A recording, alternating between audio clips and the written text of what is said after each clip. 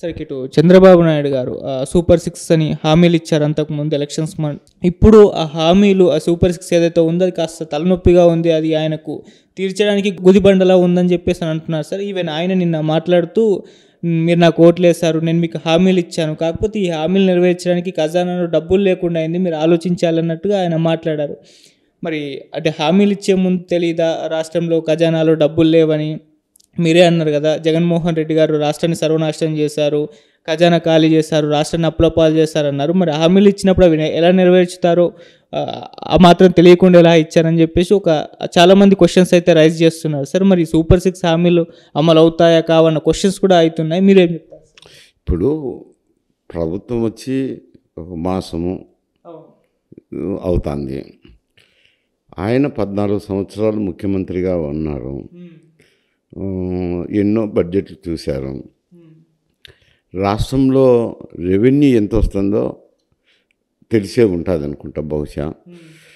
ఈ మేనిఫెస్టోలు రాసేటప్పుడు ఏం చేస్తారంటే ఓటును దృష్టిలో పెట్టుకొని మేనిఫెస్టోలు రాస్తుంటారు రాసేవాళ్ళు. సబ్ కమిటీలు ఏదో వేసింటారు, ఏ స్కీములు అమలు చేస్తే, ఏ స్కీములు చెప్తే ఓట్లు ప్రజలు ఆకర్షితులు అవుతారు, ప్రభుత్వాన్ని అధికారంలోకి తెస్తారని ఆలోచన చేసి హామీలు రాస్తుంటారు.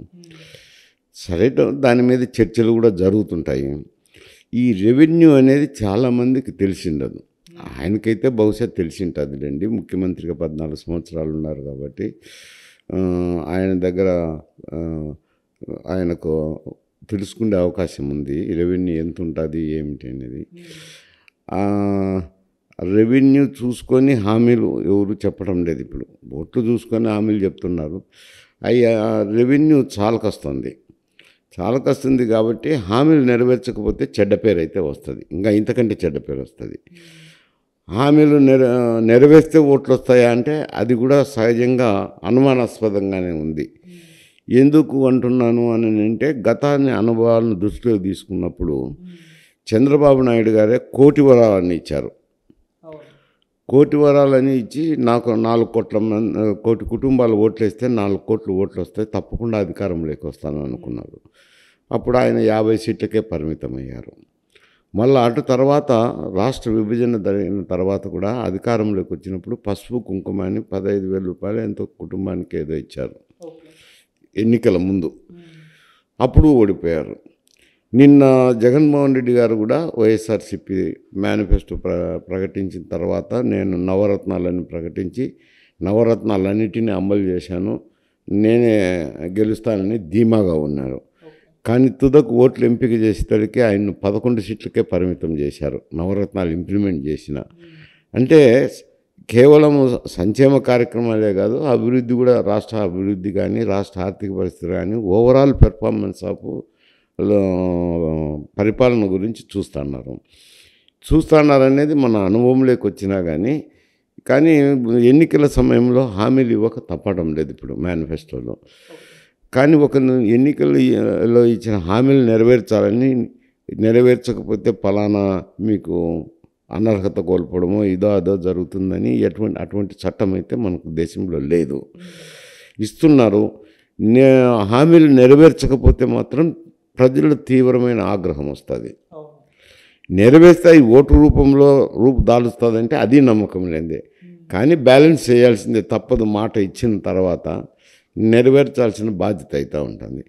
తర్వాత ఓటు వేసేది వారి అభిప్రాయం మేరకు, వాళ్ళ ఇష్టం మేరకు, వారి దయాదాక్షిణ్యాల మీద ఆధారపడి ఉంటుంది, ప్రజల దయాదాక్షిణ్యాల మీద. అయితే నెరవేర్చేది అయితే నెరవేర్చాల్సింది ఉంటుంది. ఏదో ఒక విధంగా అప్పులు చేసాం, ఇంకొక రకంగానో ఇప్పుడు ఆయన ఇచ్చిన హామీలు అయితే నెరవేర్చక తప్పదు. ఈ విషయంలో ఏమవుతాయంటే కొన్ని షరతులు ఎప్పుడూ వస్తూ ఉంటాయి. అప్పర్ క్లాసు, మిడిల్ క్లాస్ అనో, లేకుంటే ఇన్కమ్ ట్యాక్స్ అనో, రకరకాలు వస్తుంటాయి. ఇప్పుడు ఇక్కడ కూడా రుణమాఫీ సమయంలో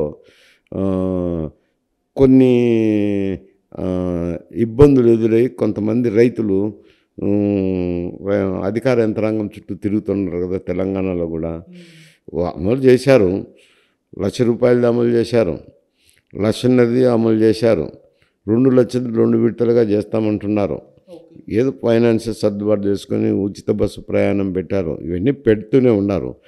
పెట్టినా కానీ కొందరికి రావటం లేదు వివిధ కారణాల వల్ల.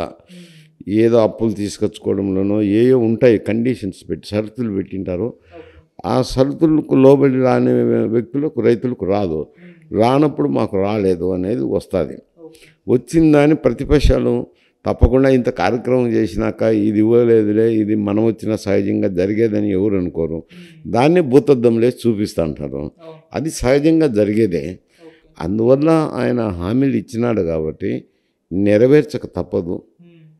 అప్పో సప్పో చేసి నెరవేర్చాల్సిందే.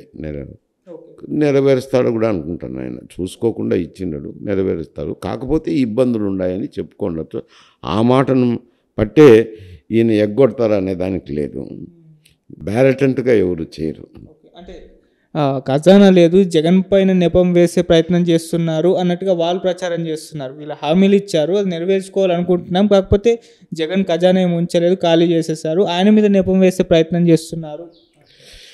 వాస్తవమే కదా. ఎందుకంటే ఆయనకు వస్తున్న రెవెన్యూ కంటే కూడా ఆయన నవరత్నాలు ఇంప్లిమెంట్ చేసేదానికి ఆ రెవెన్యూ చాలక అప్పులు చేశారు. అప్పులు దాదాపు 6 లక్షలు 7 లక్షల కోట్లు చేశారని ఈ వైట్ పేపర్లో ప్రకటించినారు. దానికి ఇప్పుడు ఇంట్రెస్ట్ అయితేనేం కంత అయితేనేం కడతారు. అవే దాదాపు 50,000 60,000 కోట్లు వస్తాయి. వచ్చినప్పుడు వాళ్ళకు వస్తున్న 1,40,000 1,30,000 కోట్ల రెవెన్యూలో 40,000-50,000 కోట్లు కంతులకే పోతే మిగిలింది జీతభత్యాలు పోవాలా. అన్నీ పోగా సంక్షేమ కార్యక్రమాలు మళ్ళీ అభివృద్ధి కార్యక్రమాలకు డబ్బులు కావాలంటే కొద్దిగా తగ్గుతుంది. అందువల్ల కొంచెం అడ్జస్ట్ చేయడం కష్టమే. మామూలుగా 2 గజాలు 3 గజాలు బట్ట ఇచ్చి షర్టు గుట్లంటే కనుక వాడు కాలర్ ఒక రకంగా పెట్టి ప్యాకెట్ ఒక రకంగా పెట్టి ఫుల్ షర్ట్ కుట్టుకి ఇవ్వగలడు దర్జీ. ఆయన గజం బట్టిచ్చి నాకు ఫుల్ షర్ట్ ఉండాలని అంటే కష్టమే అవుతుంది కదా. అట్నే రెవెన్యూ బట్టి ఇక్కడ పథకాలు కూడా అమలు చేయాల్సింది వస్తుంది. కాకపోతే ఆయనకు కూడా 14 సంవత్సరాల ఎక్స్పీరియన్స్ ఉంది కాబట్టి ఏదో ఒక విధంగా అప్పులు చేసి కొంచెం కేంద్ర ప్రభుత్వంతో స్కీములు తెచ్చుకోవడము, గ్రాంటీన్ ఎయిడ్ కొంత ఎక్స్ట్రా తెచ్చుకోవడము, తెచ్చుకొని ఏదో ఒకటి అడ్జస్ట్ చేసుకొని చేయాల్సింది ఉంటుంది. హామీలో నెరవేర్చకపోతే చాలా చెడ్డ పేరు వస్తుంది. సరే, ఈ హామీల అమలు విషయంలో పవన్ కళ్యాణ్ గారు కూడా బాధ్యత తీసుకోవాలి. ఎందుకంటే ఆయన అంతకుముందు ప్రచారంలో భాగంగా ఇది నాది గ్యారంటీ, చంద్రబాబు నాయుడు గారితో నేను చేయిస్తాను, నాది హామీ అని చెప్పేసి చెప్పడం చూస్తాం. ఇప్పుడు ఆయన ఒక సాధారణ మంత్రిలాగా ఆయన వర్క్ చేసుకుంటున్నారే తప్పితే ఈ హామీల విషయంలో ఆయన ఇన్వాల్వ్మెంట్ అవ్వట్లేదు. ఆయన కూడా బాధ్యత తీసుకోవాలని అంటున్నారు. మీరేం చెప్తారు సార్? అంటే ఆయన ఉప ముఖ్యమంత్రి, మామూలుగా వాళ్ళ పార్టీకి చెందిన ఉప ముఖ్యమంత్రి అయితే పెద్ద ఏదో హోదా మాత్రమే ఉంటుంది. కాకపోతే ఈయన జనసేన అనే ఒక పార్టీ పెట్టడము, ఆ పార్టీలో కొన్ని సీట్లు తక్కువే ఇచ్చారనుకోండి, తక్కువ ఇచ్చినా వైఎస్ఆర్సీపీ ఓటు చీలకుండా ఉండేదానికే నేను తక్కువ సీట్లైనా ఒప్పుకుంటున్నానని చెప్పడం అయితేనేమి, తర్వాత బీజేపీని కూడా కూటమిలో చేర్చడం అయితేనేమి, మళ్ళీ ఆయనకి ఇచ్చిన సీట్లలోనే ఒక 3 సీట్లను ఆయన త్యాగం చేయడమేమి, ఆయనకంటే ఒక ఇమేజ్ అయితే ఉంటుంది క్యాబినెట్లో. ఒక పార్టీకి అధ్యక్షుడు, ఆయన వల్ల అటు ప్రభుత్వం రాష్ట్ర ప్రభుత్వం ఏర్పడడం కానీ కేంద్రంలో ప్రభుత్వానికి కూడా 16 సీట్లు లడ్డు దొరికినట్టు దొరికా. వీటిని బట్టి అట్లా కేంద్ర ప్రభుత్వం అయితేనేమి ఇక్కడ ప్రభుత్వం అయితేనేమి ఆయనకు ప్రాధాన్యత ఉంది. కాకపోతే ఈ స్కీములు ఇంప్లిమెంటేషన్ అనేది ప్రకటనలు అయితేనేమి అవి ఆలోచన చేసినప్పుడు ఆయన సలహా తీసుకుంటుంటారు.